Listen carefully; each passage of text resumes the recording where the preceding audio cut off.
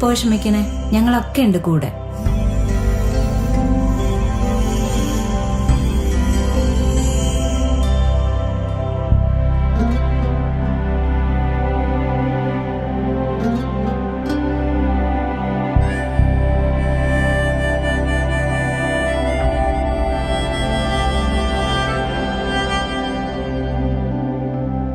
എണീക്കുപ്പ, പതുക്കെ.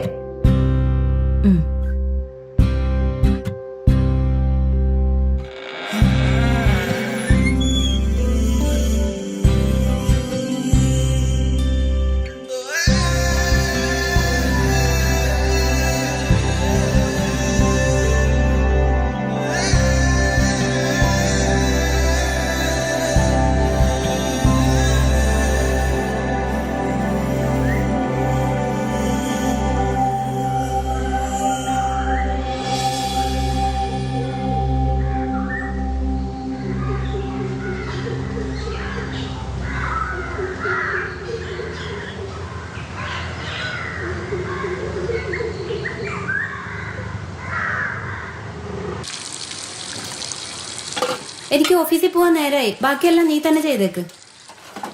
എന്നാ ശരി, തവക്കോ.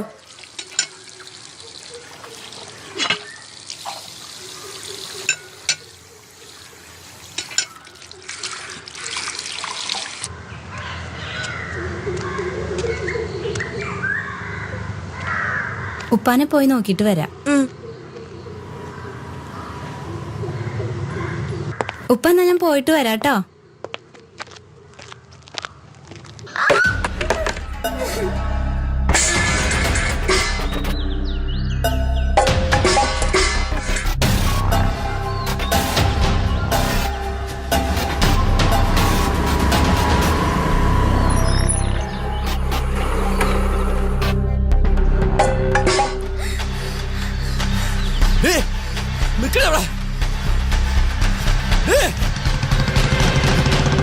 കുറെ നാളായല്ലോ ഇവളെ ഓടിക്കാൻ തുടങ്ങിയിട്ട്.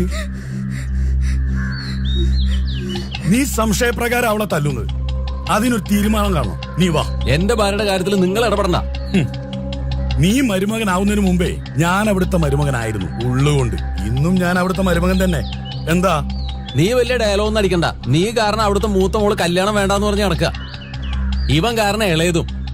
നീയൊക്കെ കാരണം മൂത്തവള് ഉപ്പാക്ക് സുഖമില്ലാന്നും പറഞ്ഞ് ഉപ്പാനെ നോക്കി കല്യാണവും വേണ്ടാന്ന് പറഞ്ഞ് ഇപ്പൊ വീട്ടിലിരിക്കുക. അതിനെന്താ അനക്കൊന്നും പറയാല്ലേ? മൂന്നാമത്തേതിനാണെങ്കിൽ ഇവനോട് ഒടുക്കത്തെ പ്രണയം. ആരും അറിയില്ലെന്ന് വിചാരിച്ച. വാക്കുകൊണ്ട് പോലും ഒരാളെ ഉപദ്രവിക്കാൻ പാടില്ല, ഒരാളെ നോവിക്കാനും പാടില്ല. എന്നാ ഇന്നത് തീരുമാനിക്കണം. നീ വീട്ടിലേക്ക് വാ. കാദർഖാന്റെ അവിടേക്ക് വാ.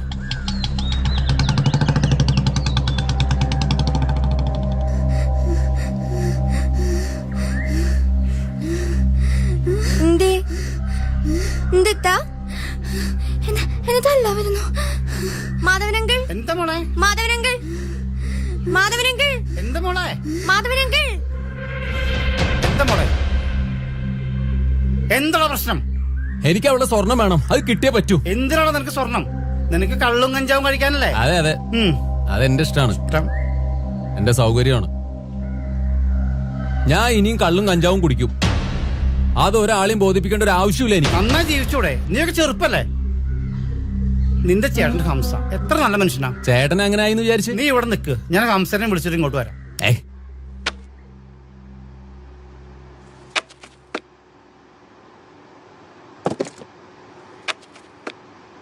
മോളെ എന്റെ മരുന്ന്. മോളെ നിന്നെ പറ്റിയിട്ടും നമ്മളെ വൈദ്യരെ മൂത്ത മോനെ പറ്റിയിട്ടും നാട്ടിലെ സംസാരം നടക്കുന്നുണ്ടല്ലോ. ആൾക്കാരെന്തേലും ചോദിച്ചോട്ടെ, എന്റെ കാര്യം പടച്ചോ നോക്കിയോളൂ. ഞാനും വൈദ്യരുടെ മോന് സ്നേഹത്തിലാണെന്ന് നാടറിയുന്നതിൽ എനിക്ക് സന്തോഷേ ഉള്ളൂ. മോളെ ഞാൻ നാട്ടുകാർ പറഞ്ഞത് കേട്ടിട്ട് പറഞ്ഞതാണ്. എന്റെ മേലെ ഒന്നും വിചാരിക്കരുത് ട്ടാ. എന്നാ ഞാൻ പോട്ടെ മോളെ. അല്ലാ കേച്ചിലായി.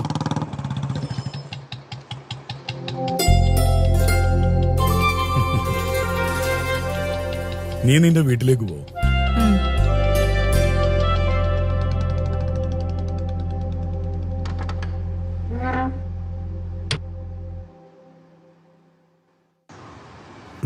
മോനെ, ആ അസ്സലാമു അലൈക്കും.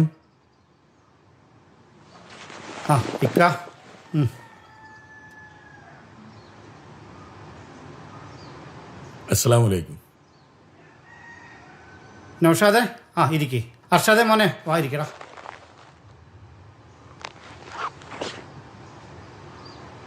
എന്താ മോളെ പ്രശ്നം? ഇക്കാനോട് പറയൂ.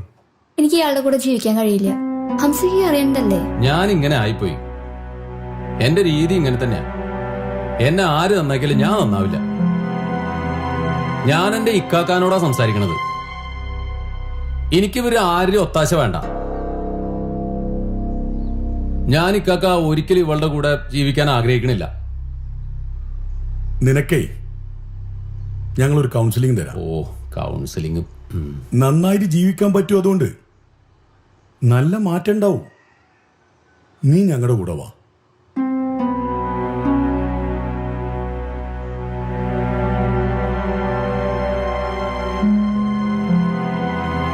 ഞാൻ നിന്നെ കൊണ്ട് ശരിയാക്കി തരാം. സുൽഫി, നീ കേട്ടിട്ടില്ലേ KBV ഭവനം? നീ അവിടെ വന്നാൽ എല്ലാം ശരിയാവും. നിന്റെ എല്ലാ പ്രശ്നങ്ങളും തീരും. അവിടെ നന്മയുടെ പൂങ്കാവനമാണ് അല്ലേക്കാ? എനിക്ക് സമ്മതമല്ല. നിനക്ക് സമ്മതല്ലാന്ന് നീ പറയരുത്. നീ കഞ്ചാവ് വലിച്ചു നടക്കുന്നവനല്ലേ? ഞങ്ങളുടെ കുടുംബത്തിൽ എല്ലാവരും മാന്യമായി ജീവിക്കുന്നവരാ. ഞങ്ങളെയൊക്കെ ഒരുപാട് സങ്കടപ്പെടുത്തിയാ നീ ഇങ്ങനെ നടക്കുന്നത്. ഞങ്ങളുടെ വാപ്പാക്ക് അസുഖല്ലേ? അതെന്താ നീ മനസ്സിലാക്കാത്ത? നിനക്ക് നന്നായി ജീവിക്കാൻ കഴിയുമെന്ന് ഞങ്ങൾക്ക് വിശ്വാസമുണ്ട്. എല്ലാവരും അങ്ങനെ പറയുകയാണെങ്കിൽ ഞാൻ ശ്രമിക്കാം. നമുക്ക് ഉപ്പല്ലേ, ഉമ്മ മാത്രമേ ഉള്ളൂ. നിന്നെ ഓർത്ത് ഉമ്മ എത്രമാത്രം കണ്ണീരൊഴുക്കുന്നുണ്ടെന്ന് നിനക്ക് മനസ്സിലാവുന്നുണ്ടോ?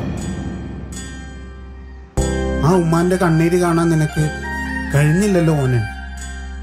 ആ ഉമ്മ നമ്മുടെ കാര്യത്തിൽ എന്തുമാത്രം കണ്ണീര് കുടിച്ചിരിക്കുന്നു. എന്നാ നമുക്ക് ഇന്ന് ഡോക്ടറെ അടുത്ത് പോകാൻ കഴിയുമോ?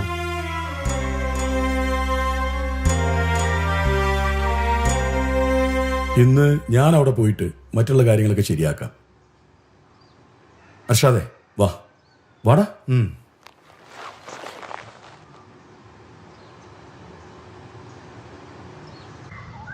അർഷാദെ നാളെ ഒപ്പം വരുമല്ലേ? ആ, ഉപ്പ നാളെ വരും. അല്ല, നമ്മുടെ കാതർക്കാട് മക്കളുടെ കാര്യം ശരിയാക്കാം. രോഗികൾ ആരെയും കാണുന്നില്ലല്ലോ. ഇപ്പൊ വരും. അല്ല, അപ്പൊ നിങ്ങൾ പറഞ്ഞ രോഗിയോ? ആ ഇതാ വരുന്നു. ആ ഹർഷ ഇരിക്ക്. രോഗികൾ ആരാ? അവരകത്തോട്ട് വരട്ടെ.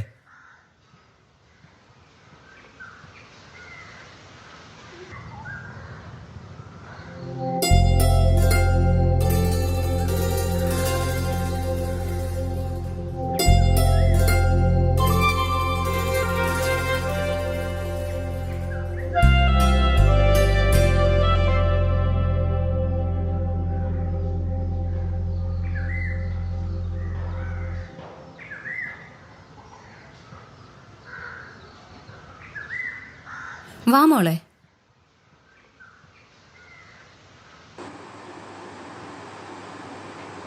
ഹർഷേ, 2 രോഗികൾ മാത്രം അകത്ത്, ബാക്കിയെല്ലാം പുറത്ത്. ശരി ഡോക്ടർ.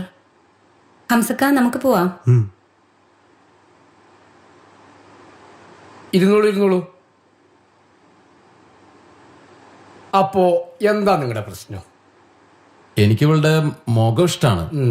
പക്ഷെ ഇവളുടെ സ്വഭാവം അതെനിക്കിഷ്ടല്ല. അപ്പൊ നിനക്കോ? എനിക്ക് ഉറങ്ങാൻ പറ്റുന്നില്ല. രാത്രി കഞ്ചാവിന്റെ മണ. എന്നും രാത്രി തലവേദന എടുത്തിട്ട് വയ്യ. എങ്ങനെ ഞാൻ ഡോക്ടറെ ഉറങ്ങാ? പകലും ഉറക്കമില്ല, രാത്രി ഉറക്കമില്ല. അതാണ് എന്റെ കഷ്ടപ്പാട്. ഇയാളുടെ സുഗന്ധദ്രവ്യം കഞ്ചാവാണെങ്കിൽ ഞാൻ എങ്ങനെ ഭക്ഷണം കഴിക്കും? ഒരു ദിവസമെങ്കിലും നീ എന്റെ മുഖത്ത് പോയിട്ട് ഒന്ന് ചിരിച്ചിട്ടുണ്ടോ? ഒന്ന് സന്തോഷത്തോട് കൂടിയിട്ട് സംസാരിച്ചിട്ടുണ്ടോ? അന്യ ആളുകളൊക്കെ ആയിട്ട് സംസാരിക്കാൻ നിനക്ക് നല്ല നാവാണല്ലോ.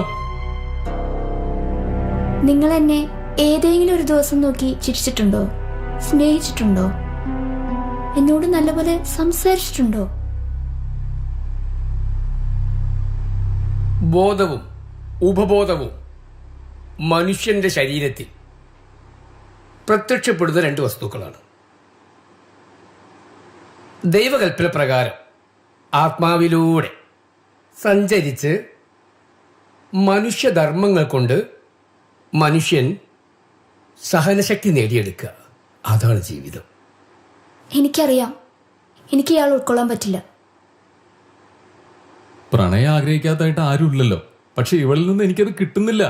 എല്ലാറ്റിനും ഓരോരുത്തർക്കും അതിൻ്റെതായ ചില ന്യായങ്ങളുണ്ട്. എൻ്റെ പ്രിയപ്പെട്ട കുട്ടികളെ, ഞാനൊരു കഥ പറയാം. ഒരു മാതാവിൻ്റെയും പിതാവിൻ്റെയും കൂടെ ഒരു കുഞ്ഞ് യാത്ര പുറപ്പെടുകയാണ്. ഈ യാത്രാമധ്യേ ഒരു പുഴ ഇവർക്ക് കടക്കേണ്ടതായി വന്നു. ഈ പുഴയുടെ മേൽപ്പാലത്തിലൂടെ നടന്നുകൊണ്ടിരിക്കുന്ന സമയത്ത് പാലത്തിന്റെ അലക് പൊട്ടി ഇവർ മൂക്കും കുത്തി പുഴയിലേക്ക് വീഴുകയാണ്. ഈ സമയം ഈ അച്ഛനും അമ്മയും മുറവിളി കൂട്ടിയത് എന്റെ കുഞ്ഞ് എന്നാണ്. ആ സമയത്തും ദൈവത്തോട് പ്രാർത്ഥിച്ചത് എന്റെ കുഞ്ഞിനെ രക്ഷിക്കണമെന്നാണ്. ഈ മാതാവും പിതാവും മനസ്സുകൊണ്ട് ആഗ്രഹിക്കുന്നത് നിങ്ങൾ നന്നായി ജീവിക്കണമെന്നാണ്. അതുതന്നെയാണ് കുടുംബത്തിന്റെ ഭാഗ്യവും. അതിനനുയോജ്യമായൊരു ത്യാഗം നിങ്ങൾ കണ്ടെത്തണം. ഞാനൊന്ന് പുറത്തു പോയിട്ട് വരാം. 1 മിനിറ്റ്, ഇപ്പൊ വരാം. നിങ്ങൾ 2 മിനിറ്റ് ഇവിടെ ഇരിക്കൂ. ഞാനിതാ വരുന്നു.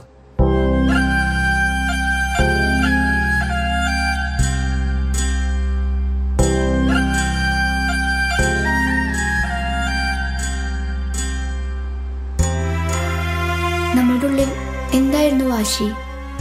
ഞാനിനി നിങ്ങളെ നല്ലതുപോലെ സ്നേഹിച്ചോളാം. നിങ്ങളെ ഞാൻ നോക്കി ചിരിച്ചോളാം. നിങ്ങൾ പറയുന്നതൊക്കെ അനുസരിച്ച് ജീവിച്ചോളാം. ഉപ്പ മരിച്ചതിന് ശേഷം ഞാൻ എൻ്റെ ഉമ്മാനെ സ്നേഹിച്ചിട്ടില്ല, നിന്നെയും സ്നേഹിച്ചിട്ടില്ല. പക്ഷെ ഇനി എനിക്ക് ജീവിക്കണം, നിന്നെ സ്നേഹിക്കണം. ഞാൻ ഇനി ഒരു തെറ്റും ചെയ്യില്ല, ഒന്നും ചെയ്യില്ല. അള്ളാഹുവാണ് സത്യം.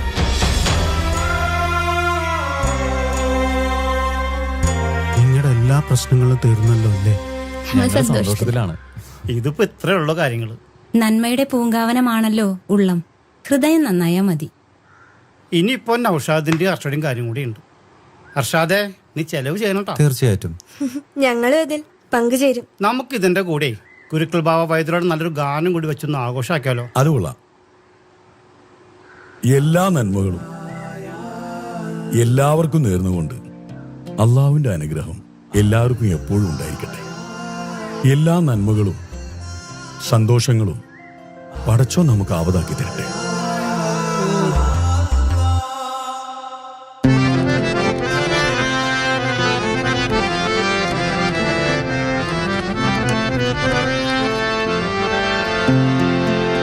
പൂമരത്തിൻ കൊമ്പിലിരുന്ന്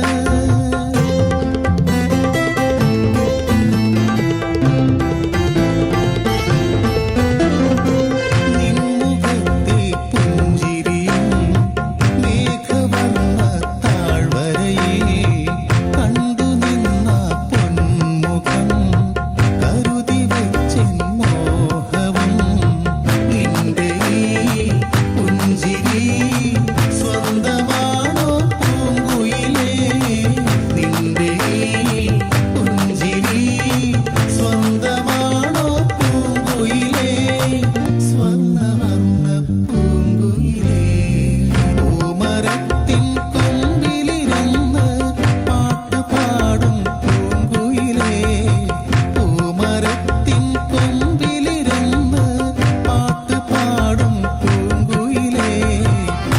പൂമണക്കും കാറ്റിനോട് ഞാൻ പറയാം നിൻ കഥ.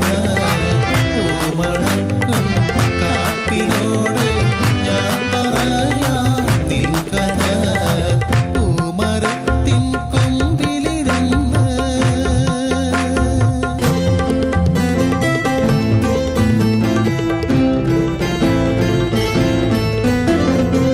പഞ്ചവർണ്ണ പൂങ്കാവിൽ തേന്നിലാവ് പെയ്യുമ്പോൾ കാണുവാനായി വരുമോ നീ എന്റെ കൂടെ പോരുമോ എന്റെ വീട്ടിലെ പൊന്നു